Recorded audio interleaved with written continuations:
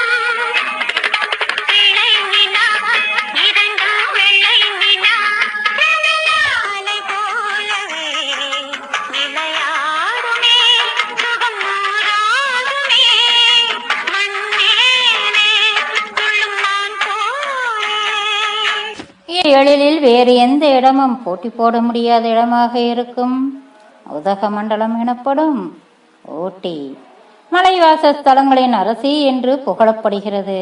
இங்குதான் மேற்கு தொடர்ச்சி மலையும் கிழக்கு தொடர்ச்சி மலையும் சந்திக்கின்றன. இந்தியாவின் ஒரே இராணுவ அலுவலர் கல்லூரி இங்குள்ள வெலிங்டன் என்னும் ஊரில் அமைந்துள்ளது. சென்னை ரேசிமண்டல் மையத்தின் தலைமையகம் இதுதான். அதிகாலையில் எழுந்து எப்போதும் போல் உடற்பயிற்சிக்கு சென்று வீடு திரும்பிய அஸ்வத்தின் முகத்தில் புன்னகை தவழ்ந்தது. காரணம், அவன் வீட்டு இளவரசிகளின் சத்தம் அவ்வளவு தூரம் கேட்டது. ஒரு இராணுவ அதிகாரியின் வீடு போல் என்றுமே அவனுடைய வீடு இருந்தது இல்லை. அதுவும் அவனுடைய 2 பிள்ளை செல்வங்கள் வந்த பிறகு இன்னும் அதிகமான கொண்டாட்டங்கள் தான். மற்ற வீட்டினர் எல்லோரும் எப்போதும் குழந்தைகளுடன் கண்டிப்புடன் இருக்க வேண்டும் என்று அவர்களிடம் தங்களுக்கே தெரியாமல் ஒரு இடைவெளியை ஏற்படுத்தி கொள்வார்கள். அது பின்னாளில் பிள்ளைகள் இவர்களிடம் இருந்து ஒதுங்கி தேவையான நேரத்தில் தேவையான செய்திகளை பெற்றோரிடம் கூறாமல் மறைக்க செய்து தவறுகளுக்கு அடித்தளமிட்டு விடுகிறது. இந்த கொள்கை அஸ்வத்திற்கு எந்நாளிலும் பிடித்தமில்லை. குழந்தைகளை குழந்தைகளாகவே வளர விடுவதுதான் அவர்களுக்கு நாம் காட்டும் நல்வழி என்பதில் மிகுந்த கோட்பாடு உடையவன். பயிற்சியின் போது எந்த அளவிற்கு கடுமையாகவும் இறுக்கமாகவும் இருக்கிறானோ அதற்கு நேர்மறையாக வீட்டில் நடந்து கொள்வான். அம்மாவும் மனைவியும் சேர்ந்து கொண்டு அவர்களை திட்டென்று திட்டினாலும் இந்த காதில் வாங்கி அந்த காதில் விட்டுவிடும் பழக்கமுடையவர்கள் இந்த 4 கூட்டணி. தமிழகத்தின் நெற்களஞ்சியமான தஞ்சையை பூர்வீகமாக கொண்டவர்கள்தான் சரவணன் மற்றும் பூங்குழலி தம்பதியினர். இவர்களுக்கு அஸ்வத்ராம் மற்றும் ஆதிரா என்று 2 பிள்ளைகள். சரவணன் தேசிய நெடுஞ்சாலைத்துறையில் பணியாற்றியவர். கோபம் என்றால் என்ன என்று கேட்பவர். அவரது மனைவி பூங்குழலி இல்லத்தரசி. இருவருக்கும் காதல் திருமணம். இவர்களின் திருமணம் முடிந்த கையோடு உறவுகளின் உறவும் முறிந்தது. 2 வீட்டிலுமே இருவரையும் ஏற்றுக்கொள்ளவில்லை. ஒரு குழந்தை பெற்றால் எல்லாம் சரியாகிவிடும் என்று எல்லோரையும் போல் நினைத்து தன் வேலையை வடக்கே மாற்றிக்கொண்டு குஜராத் பயணமானார் சரவணன். ஆனால் அவர் நினைத்தது போல் நடக்கவே இல்லை. அவரின் 2 பிள்ளைகள் பிறந்தும் அவர்களின் படிப்பு முடிந்தும் ஏன் அவர்களுக்கு திருமணமே நடந்து முடிந்தும் கூட அவர்களை ஏற்றுக்கொள்ளவில்லை. சரவணனுக்கு பெற்றோர் இல்லை. ஆதலால் அவரின் தாய்மாமா வீட்டிலிருந்து படித்தார். அவருக்கு தன் மகளையே திருமணம் செய்து கொடுத்து தன் கைக்குள்ளேயே வைத்துக் கொள்ள வேண்டும் என்று தாய்மாமா நினைத்திருந்த நேரத்தில் இவர்களின் திருமண செய்தி சரவணனின் மாமாவிற்கு ஆத்திரத்தை வர வைத்தது. அதோடு அவரின் மனைவி முதலிலேயே சரவணனை படிக்க வைக்க வேண்டாம் என்று தடுத்தும் கேட்காமல் படிக்க வைத்ததற்கு தன் முகத்தில் கரியை பூசிவிட்டான் என்ற கோபமும் சேர்ந்து கொள்ள மனைவியிடம் வாங்கிய அர்ச்சனையும் நிரந்தரமாக சரவணனை தன் குடும்பத்திலிருந்து பிரித்து வைத்தது. பூங்குழலின் வீட்டில் 3 அண்ணன்கள். இவர் ஒரே பெண் என்பதால் அவர் மேல் எல்லோருக்கும் பாசம் அதிகம். அதனால் அவர் விரும்பியவாறே அவரை திருச்சி சென்று படிக்க வைத்தனர். முதலில் பூங்குழலியின் பெற்றோர் மறுக்க அவர்களின் சம்மதம் இல்லை என தெரிந்து தன் படிப்பை துறக்க நினைத்த தன் தங்கையின் மனம் அறிந்த 3 சகோதரர்களும் பெற்றோரிடம் பேசி சம்மதம் வாங்கி படிக்க அனுப்பினார். அங்கேதான் அவர்கள் தவறு செய்துவிட்டதாக இன்று வரை வருந்துகிறார்கள்.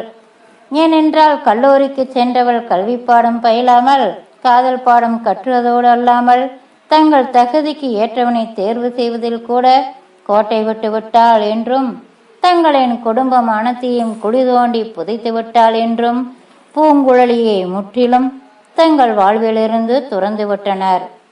இரு வீட்டாரின் எதிர்ப்பு சரவணன் பூங்குழலி மனத்தை வெகுவாக பாதிக்க கண்ணில் படாதது கருத்திலும் படாது என்றெண்ணி இங்கு இருந்தால் மென்மேலும் வெறுப்பு கூடுமே தவிர குறையாது என்றெண்ணி குஜராத் சென்றவர்களுக்கு அங்குள்ள சூழல் முற்றிலும் புதிதாக இருந்தாலும் வேறு வழி இல்லாமல் அங்கு தங்களை பழக்கப்படுத்தி கொண்டனர்.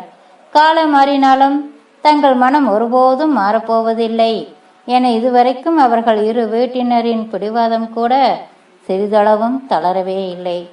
பூங்குழலி அக்கம்பக்கத்தில் உள்ளவர்களோடு இணக்கமாக பேசி பழக ஆரம்பித்தார். முதலில் தமிழ் குடும்பம் என்று ஒதுங்க ஆரம்பித்தவர்கள் அவரின் பேச்சு செயல் எல்லாமே அவரோடு பழக வைத்தது. சரவணனும் தன் வேலையிடத்தில் பொறுமையாகவும் நேர்மையாகவும் இருக்க அங்கு அவரும் தன் நட்பெயரை நிலைநாட்டினார். காலத்தின் போக்கில் அவர்களுக்கு முதலில் அஸ்வத்தும் 4 ஆண்டு இடைவெளியில் ஆதிராவும் பிறந்தனர். இவர்களின் பின்புலம் தெரியாமல் குழந்தைகள் வளரக்கூடாது என்று தங்களின் கடந்த காலத்தை அவர்களிடம் எடுத்து கூறினார். பிள்ளைகள் பொறுமையாக கேட்டாலும் இருவருமே இருவேறு சிந்தனையில் ஆழ்ந்தனர். அஸ்வத்தோ தன் பெற்றோரை எப்படியாவது அவர்களுடன் சேர்த்து வைக்க வேண்டும் என்ற முடிவுடன் தன் படிப்பை சென்னைக்கு மாற்றி அதில் முதலடியை எடுத்து வைத்தான். ஆனால் ஆதிராவோ அதற்கு எதிர்மறையாக வேண்டாம் என்று சொன்னவர்கள் தனக்கும் வேண்டாம் என்ற முடிவுடன் தன் படிப்பை டெல்லிக்கு மாற்றினாள். என்னதான் வடநாட்டில் பிறந்து வளர்ந்தாலும் தமிழர்களின் கலாச்சாரம் அவளுக்கு எப்போதுமே பிடித்தம். அதுவும் பூங்குழலியை அவளுக்கு மிகவும் பிடிக்கும் என்பதால் தன் தாயைப் போலவே அவளின் செய்முறைகள் அதிகம் இருக்கும். மேலும் தன் பெற்றோரைப் போலவே மனமொத்த தம்பதிகளாகவே தன் வாழ்க்கையும் அமைய வேண்டும், அதுவும் காதல் திருமணத்தால் மட்டுமே சாத்தியம் என்பதால் அவளும் காதல் திருமணம்தான் செய்து கொள்வேன் என்று வீட்டில் உள்ளவர்களிடம் தெரிவித்து விட்டாள். சரவணனும் பூங்குழலியும் அவளுக்கு ஆதரவு தெரிவித்து படிப்பு முடிய வேண்டும் அப்புறம்தான் என்ற கோரிக்கையும் வைத்தனர். அஸ்வத்திக்கு இதில் விருப்பமில்லை என்றாலும் தன் செல்ல தங்கிக்காக ஒத்துக்கொண்டான். அஸ்வத்திக்கு சிறுவயது முதலே இராணுவத்தில் சேர்ந்து நாட்டுக்காக தான் சேவை செய்ய வேண்டும் என்பதில் உறுதியாக இருந்தான். அவனின் எண்ணம் பெற்றோருக்கு பெருமையாகவே இருந்தது. அதனால் அவர்கள் அவனை தடுக்கவில்லை. திருமணம் என்று வரும்போது தன் தாயைப் போல தமிழ் பெண்ணையே தான் மணக்க வேண்டும் என்பதிலும் திடமாக இருந்தான். நாட்களின் நகர்வில் அஸ்வத் இராணுவ பயிற்சிக்கு சேர்ந்து தன் திறமைகளை வெளிப்படுத்தி இராணுவ பயிற்சியாளராக பொறுப்பேற்று ஊட்டிக்கு பயணமானான். ஆதிராவிற்கு அவள் மனம் போல் காதல் திருமணம் முடிந்து மலேசியா சென்றாள். பிள்ளைகள் இருவரும் பிரிந்துவிட தனியே இருக்க மனமில்லாமல் அஸ்வத்தின் யோசனையோடு சரவணனின் விருப்ப ஓய்வை பெற்றுக்கொண்டு ஊட்டிக்கே சென்றனர். ஊட்டிக்கு வந்தவர்களை அங்கிருந்த பசுமையுடன் கூடிய இயற்கை இதமாய் வரவேற்றது. சரவணனும் பூங்குழலியும் அழகாய் அங்கே பொருந்தி போயினர். அஸ்வத்தின் விடாமுயற்சியுடன் கூடிய கடின உழைப்பு அவனுக்கு அடுத்தடுத்த பதவி உயர்வை கொடுக்க, அவனது இந்த உழைப்பு பெற்றோருக்கு சிறு பயத்தை கொடுக்க, அவர்கள் அவனது திருமணத்தை உறுதி செய்ய தஞ்சை பயணமாயினர். என்னதான் நாட்கள் நகர்ந்து போயிருந்தாலும் சரவணன் தம்பதியரை பெற்றோரும் உறவினர்களும் ஏற்க மறுத்தனர். மனமுடிந்த தம்பதியர் இருவரும் ஒருவருக்கொருவர் ஆறுதல் கூறிக்கொண்டு ஊட்டி வந்தனர்.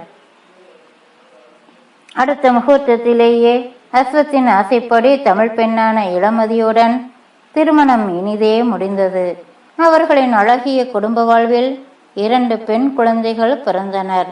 பெரியவள் தருண்யா, சிறியவள் தபசியா. தரணி, எழுந்திரு, எவ்வளவு நேரமா எழுப்புறேன், ஸ்கூலுக்கு டைம் ஆச்சு, உங்க அப்பா வந்துடுவாரு என்ற மனைவியின் குரலை கேட்டவாறு உள்ளே நுழைந்தான் அஸ்வத். என்னடா, ஏன் இவ்வளவு சத்தம்? கிரவுண்டுக்கு வரைக்கும் கேக்குது,